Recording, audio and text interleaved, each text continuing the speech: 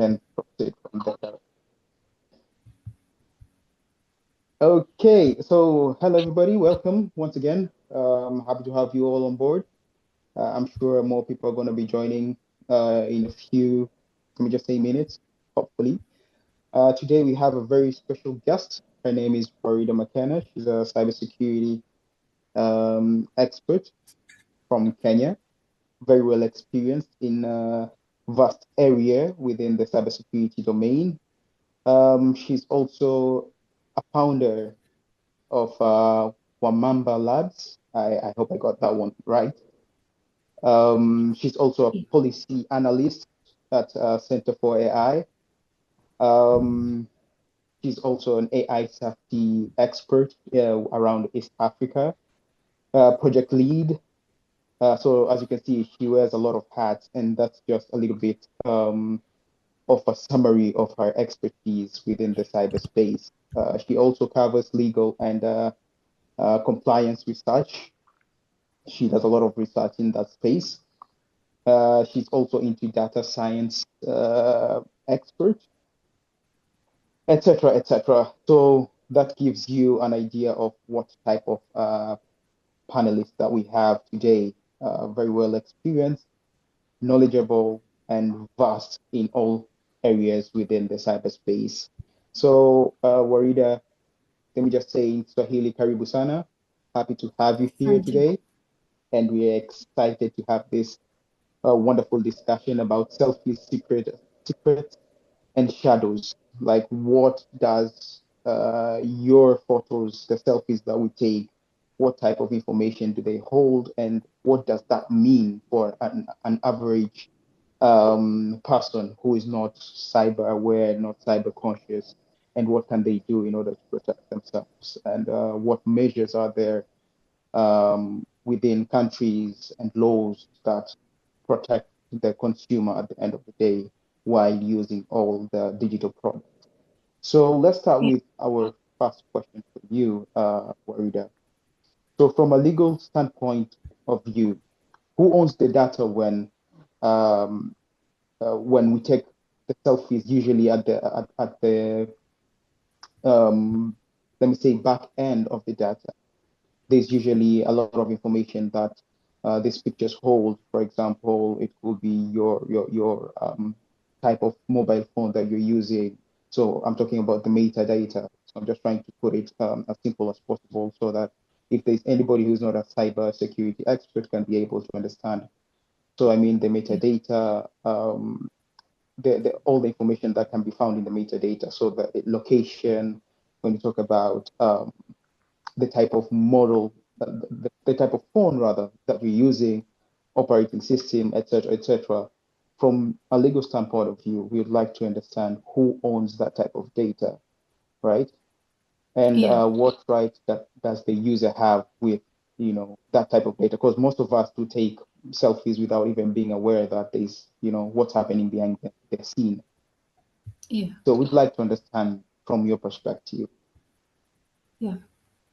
Yeah, thank you, Kharim, for that critical question, because one thing I'll say is I love data, whether it's in research, whether it's in the situation of understanding how that information can be used to protect you or also harm you.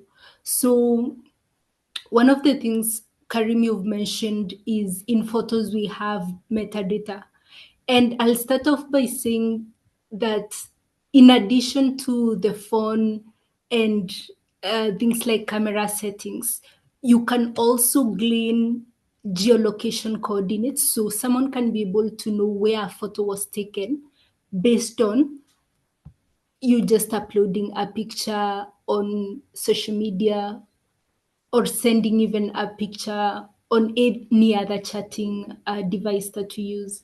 So in addition to that, there's also the photo content. So what you're looking at, for example, in this picture that you're looking at in the discussion we're having right now, you can see from my picture, there are a few people who are behind, and there is technology that could remove the blur from the image, I would say. On Karim's photo, you can dig a little bit and see if it was an expanded image, you'd be able to see the background of what that banner was, and you would be able to glean information of where was Waridah, where was Karim, based on what we are seeing. So far, those are two critical areas that can expose so much about a person, either as an individual or when you are taking pictures in a place of employment or elsewhere. So I'll give you an example from a while back. To put it into context, Sony Pictures is a huge company. And that also means there's a larger surface area for it to be exposed to vulnerabilities. Now, for example, there's an also popular or rather infamous group called the North Korea Lazarus Group. It's a cyber attack group. And so what the Lazarus Group did is basically they spent months scraping data based on the personnel structure, the employees' names, titles, email formats from LinkedIn, checking photos on press releases. And what that did is enable them to curate a profile for each of the employees and then use that to send convincing phishing emails. So, for example, if let's say someone called Juma, we figured out that Juma likes gift cards, right? But Juma specifically likes gift cards for a specific product. And so we send that knowing that he's more likely to even psychologically connect that this could be just ads, personalized ads, and that's why he got it. He got either the email or just the excitement of having something you like can also trigger that impulse of clicking a malicious link. So on a general level, it's not easy to say that don't post. The best way is knowing how to post your content on social media and understanding that, first of all, social media platforms have the right to use your content however they see fit in regards to specifically how they can manipulate the terms and conditions. Now, what you'll read on the face value of any terms and condition is that you still retain copyright ownership, right? But there's a limit because, for example, Instagram, X, they have the rights to maybe sublicense your content for promotions and ads. Sometimes they have a transferable royalty-free license once you upload your content on there. So now we've moved from what is in a photo and how that photo works when you post it on a social media platform. In this regard, I'll give you a simple example of another case that was really interesting. Basically, in 2010, around there, a photographer took a picture, uploaded it on Twitter, and then a news outlet downloaded the image and used it in their papers. Now, luckily, that photographer was awarded 1.2 million because the news outlet did not purchase the license to use the photos. But Twitter could have negotiated a licensing deal for the photographer's picture, and it would have been okay since Twitter would just pay a fee, and that's it, you see. So in that regard, I would say, Karim, that is what happens in in the concepts of who owns a photo and what's in the photo. Okay, that kind of makes sense. But also on the other bit of it, or let me say the other side of it, and a little bit scary, especially now when you also, for example, introduce the likes of AI and AI Yeah. generated images. That's going to be a little bit more even complicated with copyrights and things like that. And also, for example, I just want to understand this point of view. If an image is generated through AI, and I know right now, for example, what I've noticed with LinkedIn, it tends um, to detect if an image is either AI generated, etc. You can verify that. I've noticed I don't know if it's an updated feature right now on LinkedIn. So let's just call it that. So with that in light, is there like anybody who can say this is an image and copyright that is owned by me, but it's generated by AI? And how will that be in a legal standpoint of view? Okay. Yeah. So most of the time, it actually depends on how mature the law is.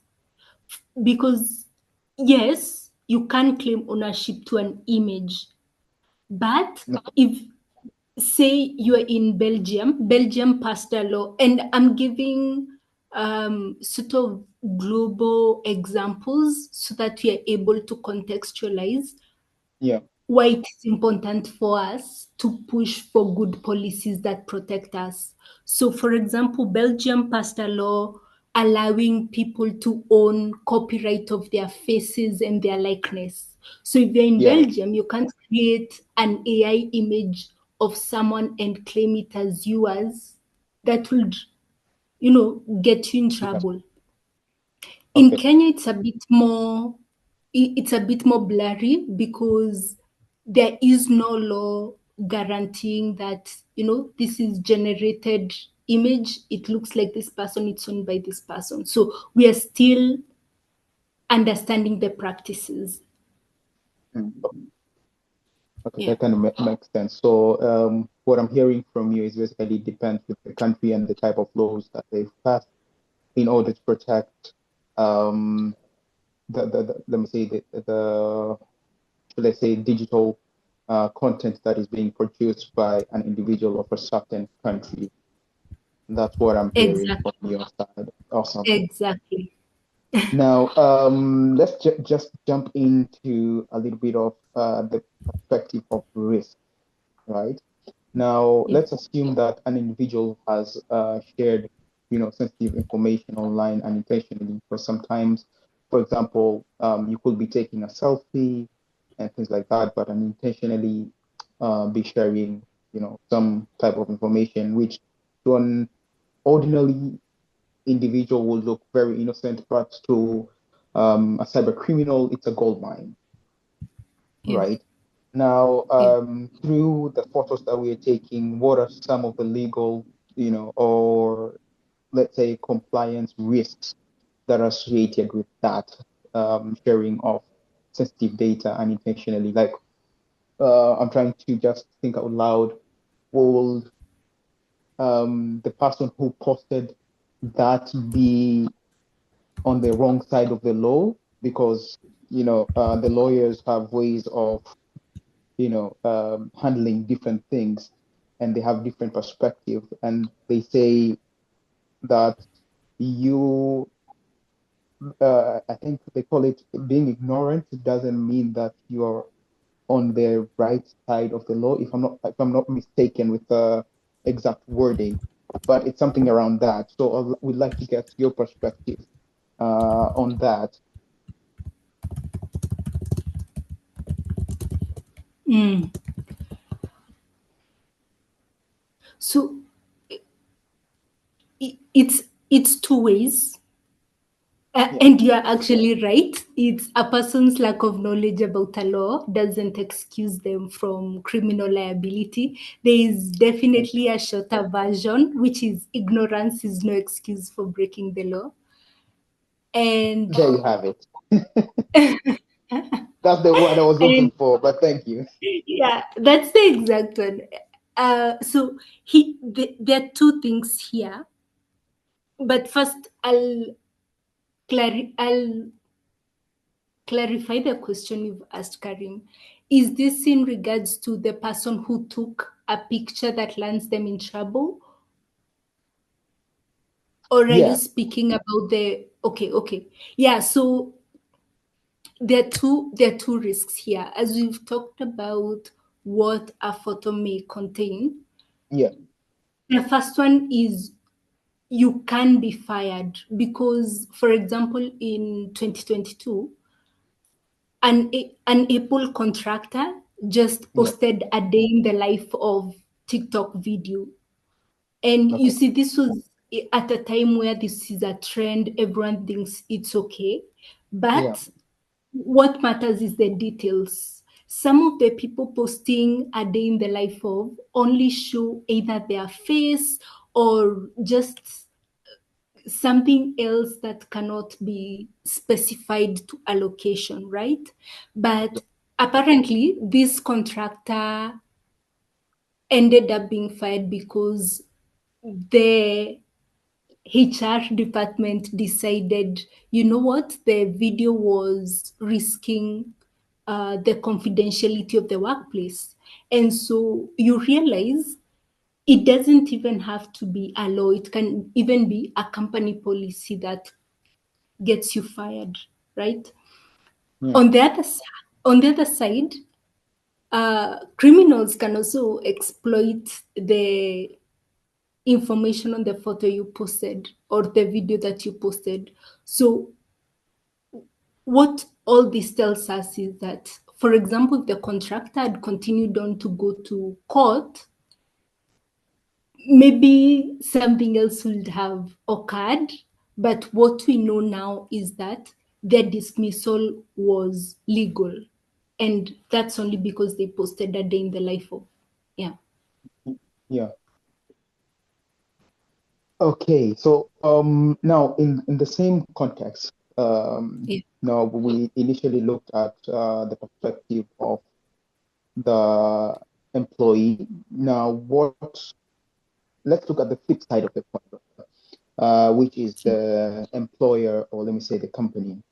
Now, Yeah. when you look at the company, if I may ask, what obligations do such big companies who are holding sensitive information? Like also nowadays, we can see a little bit of trend with, for example, the military personnel also, involving in such type of trends. They are human too. Yeah. We do understand that, but the nature of their work. Now, from the company's perspective, what obligations does the company have if an employee does such type of thing? Because, okay, this is just a personal opinion. I don't believe that firing an individual directly is the solution or the best way forward, especially if a person, wasn't aware and if there was no company policies outlined from the get-go when the employee was being onboarded, right? So in such a scenario, the employee, let's say, by mistake, did so what, on the company's perspective, what obligations do they have? Yeah.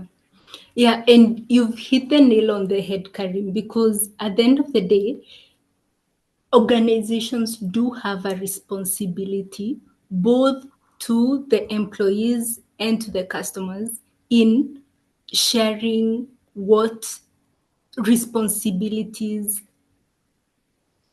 the customers and the employees have and what the obligations of the organization is. So, for example, I'll I'll share a bit on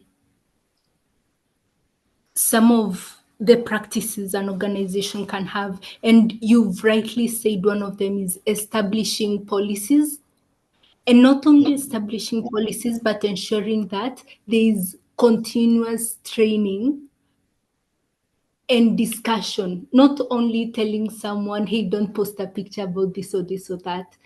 engage in discussion about why not, because most of the times people feel restricted, but they're being protected. So it's usually a matter of discussing. There's a reason why we don't want you in the military to take pictures in the base, right? The Yeah. same way a pedestrian cannot go up to a military base in Kenya and start taking pictures. And those are the same sort of practices that we need to move into the digital space. And there's a whole discussion about how people act differently in real life and the digital space. So there's that disconnect. People have to be reminded about. Even I, as as someone in legal and compliance, sometimes it's a matter of you're going about social life, Yeah. but we do need to have the idea of taking accountability and understanding beyond the policies, beyond the training. The organizations should also align that with regulations. Say, for example, from I'll share an example from the ODPC. This is the Data Yeah. Protection Commission of Kenya. Basically, they ensured that the Kenya School of Law took down someone's picture. Mm. This was a student, right? So this can also apply to an employee or a customer. If they're in your premises, they take a picture, don't use it as part of your marketing as part of your marketing activities if you don't have specific consent from them. That's the first part, right? The second Yeah. part is understanding that even though an employee might say take a picture and expose the organization,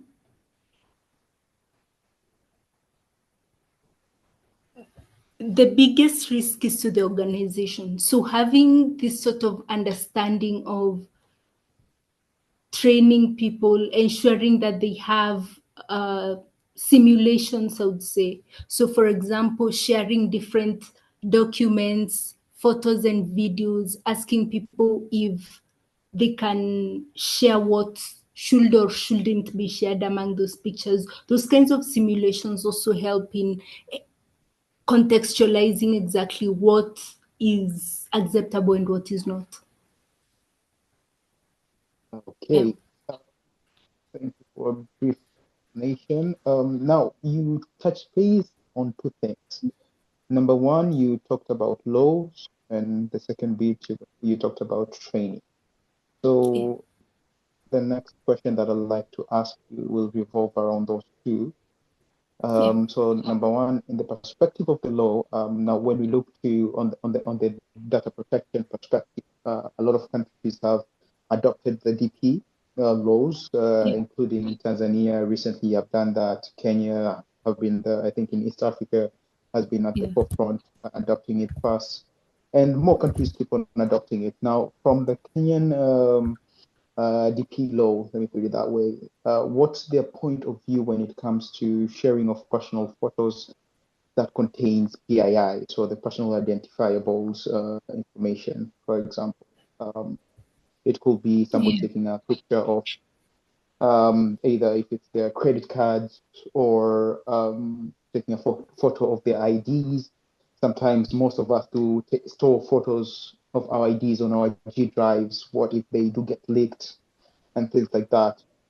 So what's the law around that, and how does it protect the ordinary, let me say, citizen from all this, let me say, vendors who are, you know, storing our data, huge amount of data, especially the PII, as I explained, also including for example, the photos of our IDs, so that they are not mishandled or misused for their own personal gains, etc. So, like, I would like to understand what does the Kenyan DP's perspective on that.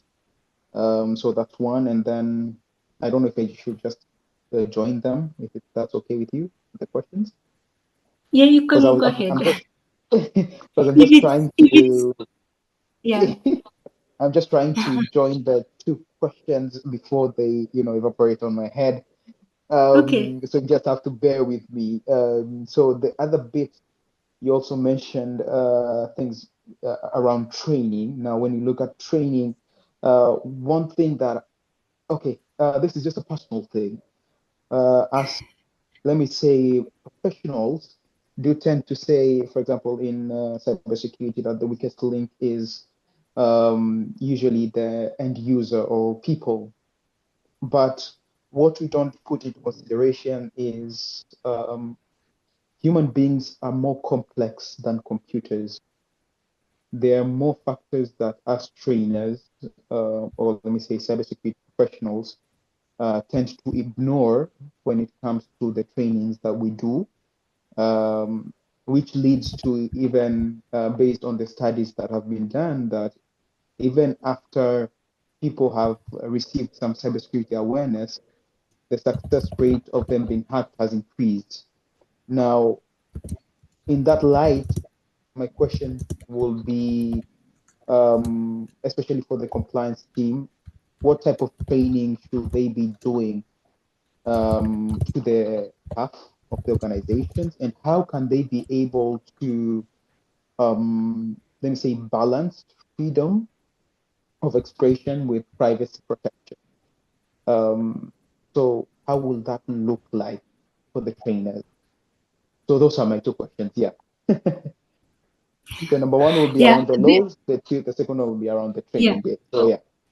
There are two awesome questions Okay. because they they do help us frame the conversation around, okay, so I want to post pictures, but they're pictures that are not acceptable. Yeah. Number one, what laws are there to protect me such that even if an organization is storing my pictures or my personal information, I know that it's safe? And what does the law say about that?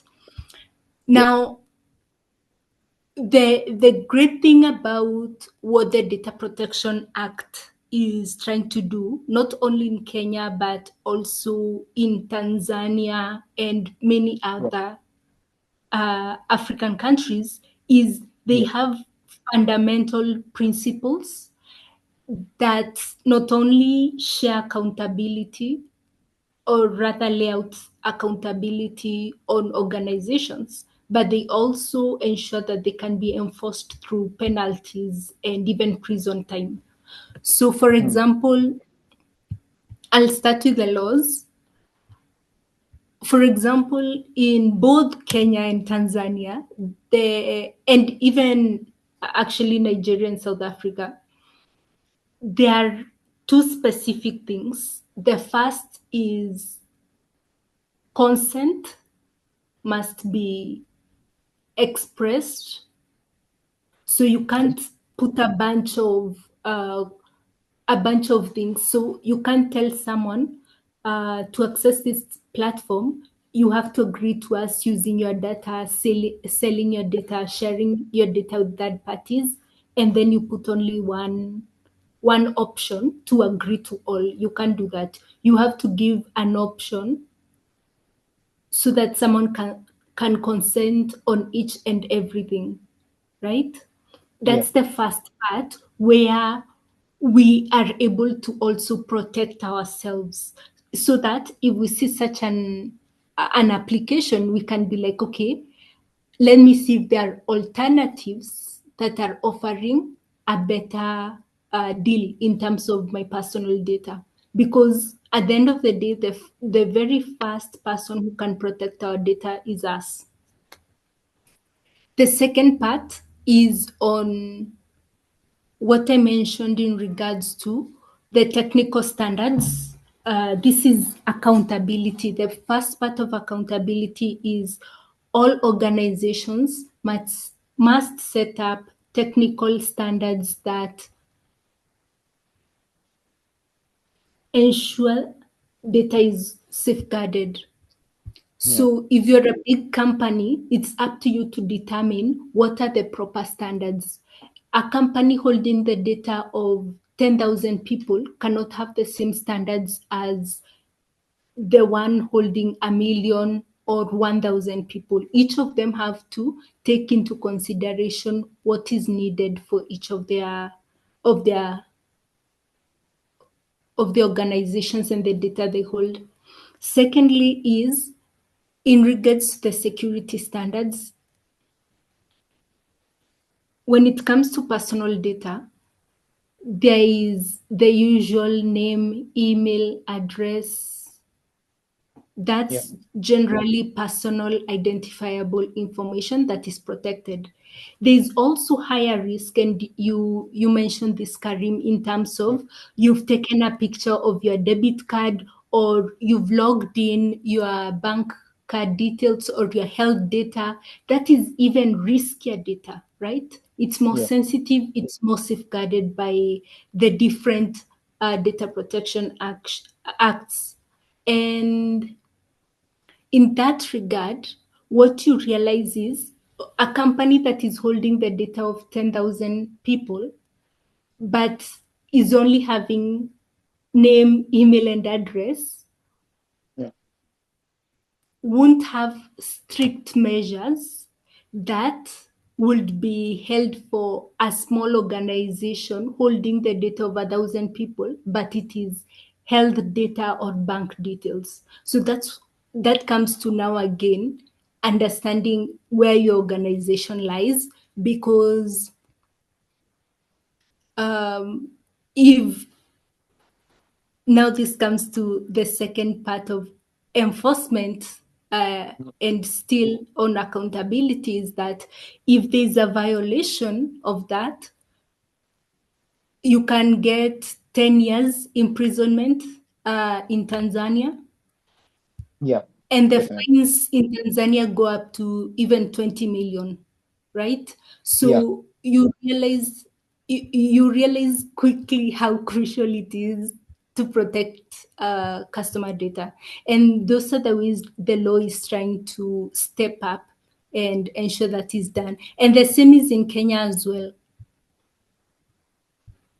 Mm. Okay. Yeah. Well, thank you for that. Now, let me just there's Oh, something. on training. Yeah, the uh, additional question was on training and why it fails. yeah. I think this is a conversation that I'm also still trying to understand and also align with how we can all do better, because I've also been in a situation where without volume of training would increase the hygiene or the practices, but Yeah. it made a difference, but it didn't really uh, cure all the things that we needed. Yeah. So I would say one of the things that we're trying to do is, in addition to trying to understand, okay, an organization has marketing, customer support, legal, dev, all of these people Yeah. touch personal data in different ways. They interact with customer data in different ways, and all of them have a different level of awareness in regards to the personal data and how it should be protected, as well as how much of a risk it is in regards to the legal side. So one of the things that I've tried to do, and I've seen it make a difference, is during the conversations I mentioned earlier. Yeah. Let's say you are having a conversation with the team from customer support. In addition to having the workshops where you lay out, okay, this is how you're interacting with the data, these are the risks, find out from them what will make them click on something. For example, Mm. customer support might be handling, or rather seeing 1,000 or more tickets come Okay. in maybe in 2 hours or 3 hours, right? That's a lot of information to handle, considering they're not solving all the problems by themselves. Yeah. And in that aspect, they are very much likely in wanting to solve problems, click or download malicious data. In marketing, it's a different situation where on X or any other social media link, someone might tell you, hey, this is my Calendly, just book a meeting. And for all intents and purposes, the link looks okay, right? Yeah. And now this comes to the psychology of people are different and they could be handling different things based on the environment they're in. And so what we do is we co-create with them the kind of training they need based on the challenges they're facing.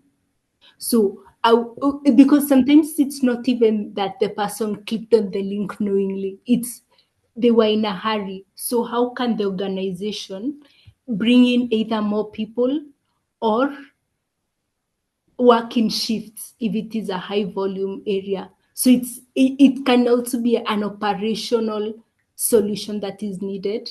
Okay. And I would actually love to hear from you what are the ways that have worked, because this is a good discussion in Yeah. regards to all the things you've said, and we're now getting to the practice of how is it in real life actually. Okay. So, from my side, it's I've been doing a little bit of some research, right, from my Yeah, perspective, and I realized when it comes to all trainings, it also needs an element of psychology with it, right? yeah, Because the problem is we are treating human beings like computers, garbage in, garbage yeah, out. And if it yeah, doesn't work the way that we want it to work, then we assume that human beings are the weakest link yeah, um, to information security. But when you look at it from a deeper perspective, it's way beyond that. For example, human beings have feelings and emotions. You don't know at that time what emotional state a person might be in, right? yeah. So that's one angle. The other angle is why are they attending the training anyway? Mm, So you could find that some people are attending training X, whether if it's on data protection or just general cybersecurity awareness, just because of the compliance perspective of the organization, so that they can just tick a certain box, not yeah, because they want to learn how to protect themselves and their loved ones from cyber threats, yeah, right? How many times have we seen, and let me say advertisements, how many times have we seen the adverts where they tell you smoking is not good for your health, drinking is not good for your health. This is what it does to your lungs and livers, right? But people still end up drinking or even over consuming alcohol. true. So that's the problem. Like we as trainers are looking at this um, training, let me say the trainings that we're doing, we are looking at it at a very wrong perspective. And that's why we'll forever end up saying human beings are the weakest link to information security. It's because of that. There are a lot of factors that most of trainers don't consider. We don't consider the learning, what do they call it?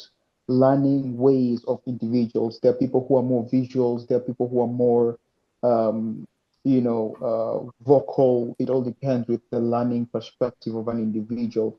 How do you align all this all together? What type of language are you using, etc.? So it even becomes way more complicated. Now that's where I see the power of psychology coming in, right? Yeah, So for us trainers, I think there is a need to, number one, fall back and reimagine our trainings and the way we are approaching the trainings. I think you touched base some good points too from your side. Um, Also looking at how to improve the operation and things like that. Sometimes in order to get a good outcome. For example, you need to motivate people. So what's the motivational factor within the training, right? So now there we are looking at the whole organizational structure. Is there any incentive or award that an individual is going to get after, let's say, alerting the IT team that there's this type of attack that I've witnessed or I've experienced? Uh, Try and have a look at it. What are they going to get? And most of the time, what happens is if, let's say, Kharim reports to Waridah that, hey, this issue so and so, come and look at this phishing link that I've received on my end, very legitimate, etc. You go and do your investigation, you found the solution, fixed it, etc. But you don't return the feedback to the person who reported it to you. Yeah. So there's also the bit of award. What am I getting? What's in it for me as a person who is trying to report all this phishing to protect your assets from cyber threats? So it's a very, very complicated, um, let me say, perspective that we need to look at. So these are just some of my findings that I'm giving it to you right now, and still trying to dig more into this matter, trying to still figure out what are the other reasons that contribute to the cybersecurity trainings not being successful, right? And also there's the bit of where there's some trainers who are just boring. I'm sorry to say this, but it is true. Also, some trainers, uh, let me say, their presentations, they are not attractive enough to make a person wanna sit down for hours and listen. It Yeah. becomes a And they're problem. too long and technical. Exactly. So you see, it like there's a lot of things that needs to be adjusted from our side as cybersecurity trainers. Yeah, so that will be a simple explanation that I'm going to give on my experience when it comes to that and what I see we are doing wrong as trainers, and we should stop blaming the end users that they're the weakest link when it comes to security. But yeah, so let's just try and end this conversation. But before we do, let's number one, um, would like to see. Okay, can you just give us some best practices, what people can do in order to avoid, leaking a lot of information on the internet through their socials? And once Yeah. you're done with that, if you can also touch base, there's something which has been bugging me for quite some time, and that is in the perspective of the terms and conditions. Yeah. Why is it, even in the chat, if there's somebody who has an answer, you can just raise your hand and then we can have a conversation around that. But why is it that the terms and conditions are, number one, too long, too difficult to read? They use a lot of, let me say, low technical terms that even a normal non let me say just a normal user will just click accept. Is it they've designed it? Is it what do they call it? Is it a flow by design, or I don't know, but it usually bugs me because you can't sit down and read. I don't know. Uh, I think it's usually a two-page terms and conditions and all that. Why don't they just put it into plain text? Like, if you use our platform, this is what is going to be used. This is what we're going to collect, and this is how we're going to use it, and then just end it there. So that was just a by the way. You can just answer it towards the end, Yeah. but we'd just like to get some best practices from you if you have any, so that once anybody comes gets hold of this video that we're recording right now, kind of at least get some pointers on how they can protect themselves, how they can be safe, how if there are any laws as we mentioned, the data protection. If there are more, then yeah, this will be the time to enlighten them a little bit, and then we can open the floor to the audience who are here. They can also share their experience because we've been just talking to people, me and you here. But I think it's also wise we let the audience share their experience so that we can also learn from them. Just because we're the experts doesn't mean we know everything. I usually like to say each person that you meet knows something that you don't know. So yeah, we'll also give around 10 minutes, 5 minutes open discussion to the audience, and then we can call Yeah. it a day. So yeah, Waridah, the floor is yours. Yeah, I mean, the main takeaway from this discussion is basically humans will always want to do things on their own terms, and that's why we are alive anyway. So if you can, when you take a picture, don't post it the same day. Hold yourself, schedule it maybe 2 to 3 days later. Yeah, true. Secondly, do a little bit of, you can even search this actually online. Google how can I delete my metadata from this picture before you upload it. At the very first time it will be a bit of uh, a new thing to do. But once you just search how to delete metadata from my picture, how to blur my picture, you can pretty much do that and post it online. This is not a fail safe method because at the end of the day, cyber attackers will always be able to use new and improved technology to rub off whatever it is or get whatever information it is. But at Mm. least you have done the bare minimum so that even if someone is automating randomly based on public photos, yours at least is not the very first batch that that leads you to be exposed.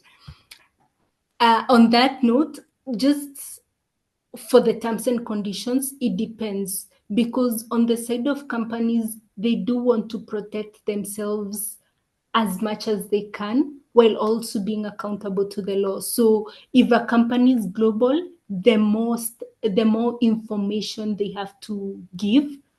I'll also say that it can be simplified. It's just that some organizations see that as a benefit that they can uh, make complicated terms and conditions and such. But more and more, the law is forcing organizations and encouraging organizations to simplify terms and privacy policies.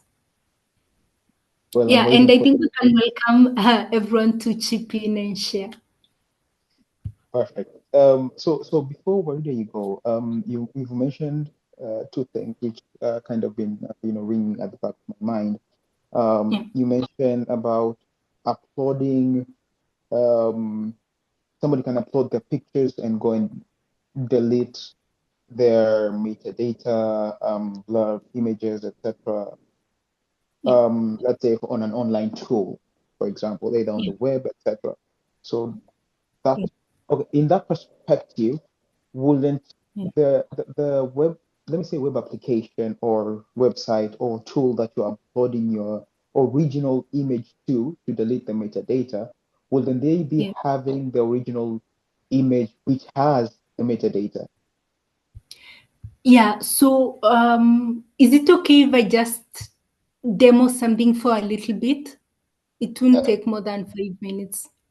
Awesome. Let me just stop sharing. I think you'll be able to share if you can. Let me just stop sharing. Okay. Um, yeah, Yeah, just so you can share, right? Okay. let me try to share Yeah, because yeah. So while share my you're at screen. it, also, I was Yeah. I was also kind of thinking.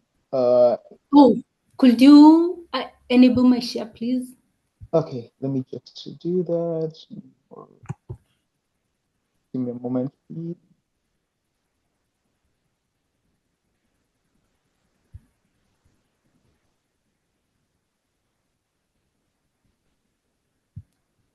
Can you try now? I'm not sure if it's the right. Still disabled. Still disabled. Okay, let's just try this again. Okay, yeah. Try now. Great, perfect. Okay, awesome. So what I'm going to share is this screen.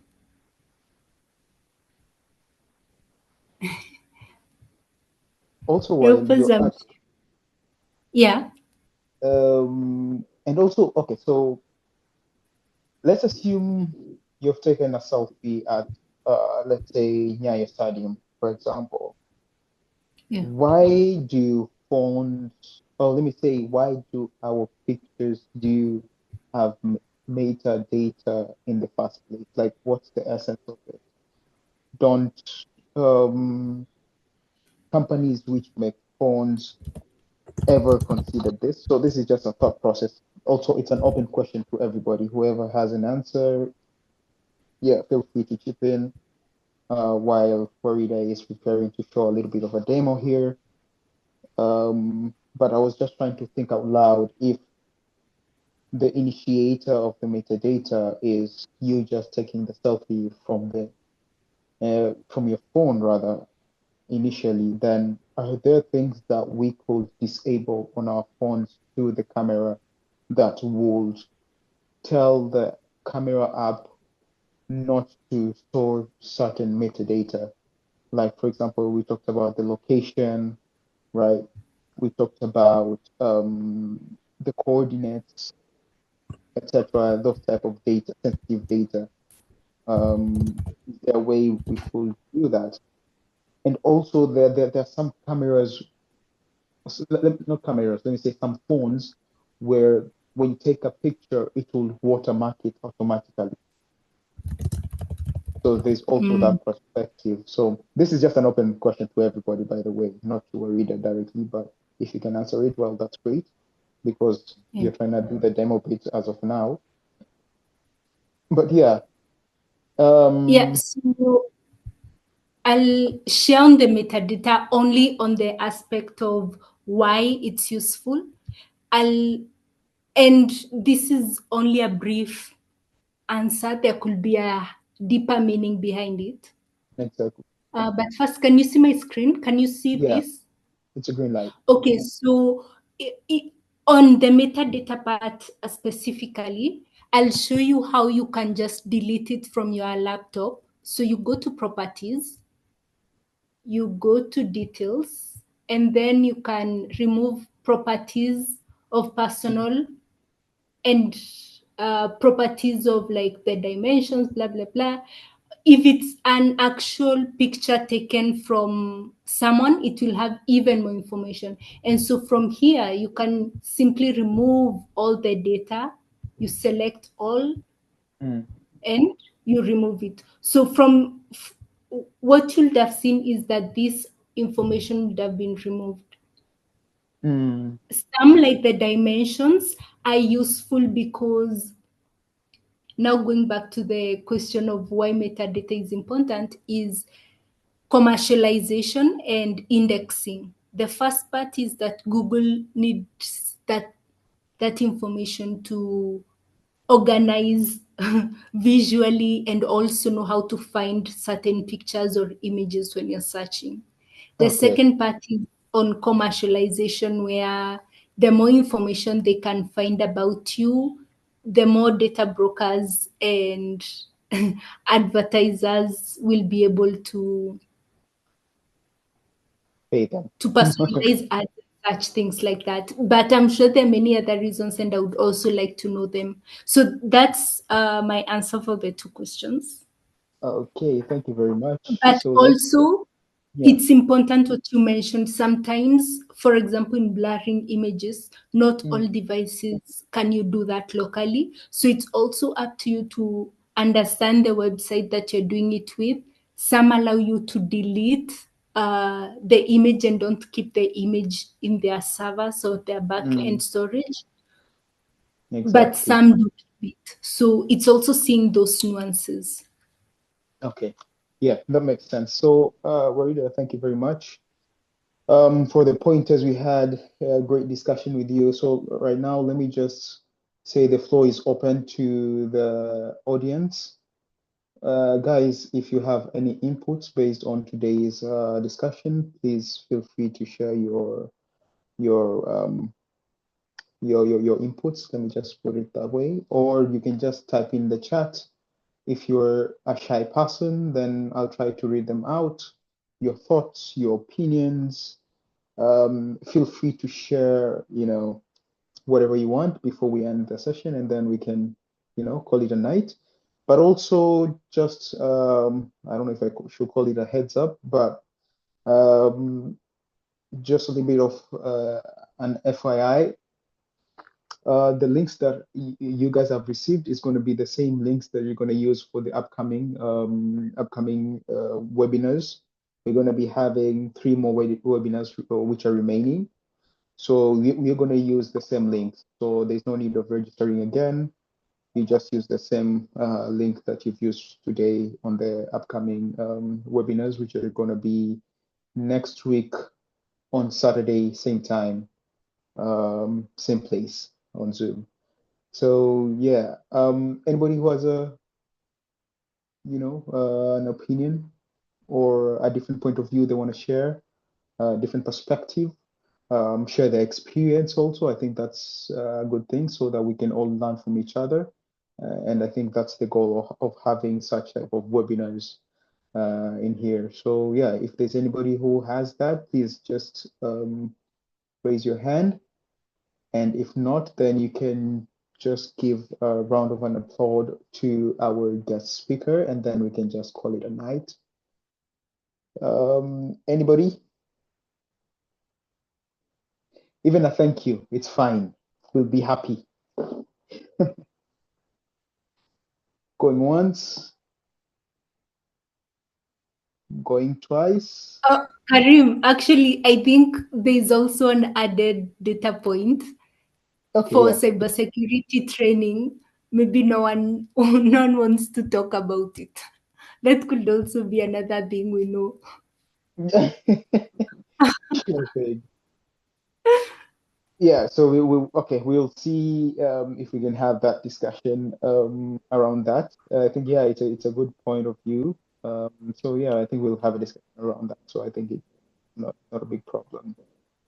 Um, Thank you so but much, everyone, for attending. We still love that you came to this session and you are with us throughout, listening and trying to understand what is going on, as you also try to understand what is going on in the data protection world and cybersecurity. okay, thank you, Waridah. So there are some few messages on the chat. People have appreciated the session from you. Madam Caroline said it was a great session. Tabitha also said it's a great session. So I think everybody learned something. One thing that I'm gonna end with this session is we've had a huge discussion around different points, different perspective, but at least what I love to see or hear is you guys living with the bare minimum 1 point from this session, something that you've learned. At least if you've learned one thing, then that's a win for us.